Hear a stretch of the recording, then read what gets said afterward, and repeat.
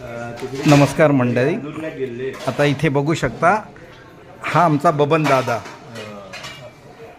हा बबन दादा आणि ही त्यांची अर्धांगिनी.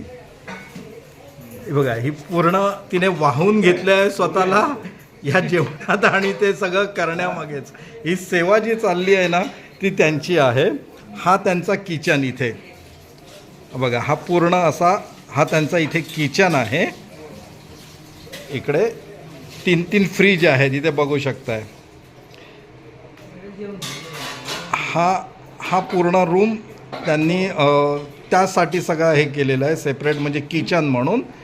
आतल्या बाजूला इकडच्या बाजूला त्यांचं गोडाऊन आहे, म्हणजे किचनला लागणारं जे सामान वगैरे इथे ह्या आतल्या बाजूला आहे सगळं.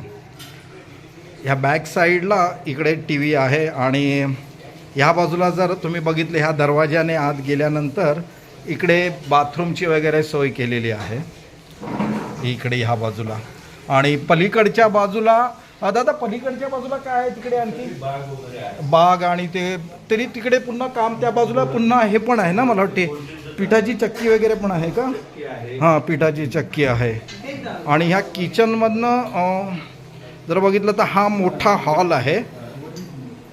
हा इकडे हा पूर्ण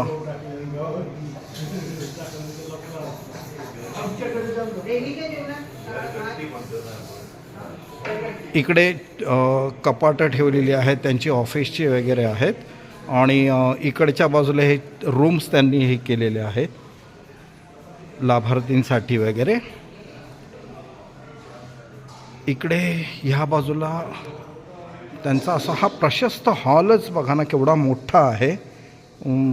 आवाज जरी माझा आला तरी आवाज घुमतो आहे. इकडे त्यांनी एक छोटंसं ऑफिस बनवलेलं आहे.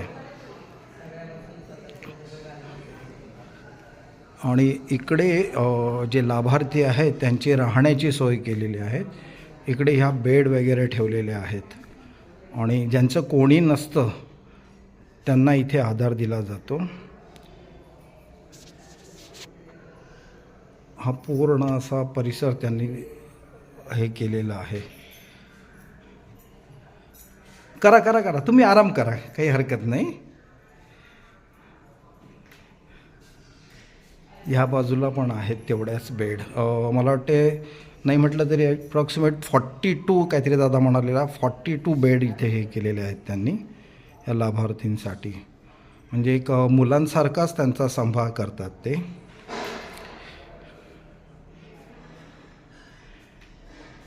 आपण पूर्ण व्हिडिओ करणार आहोत नंतर. मी ॲक्च्युली मला पण इथे सेवा द्यायची आहे. तर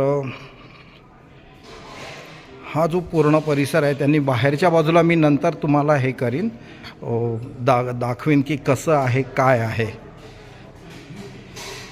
एकच मिनटात फक्त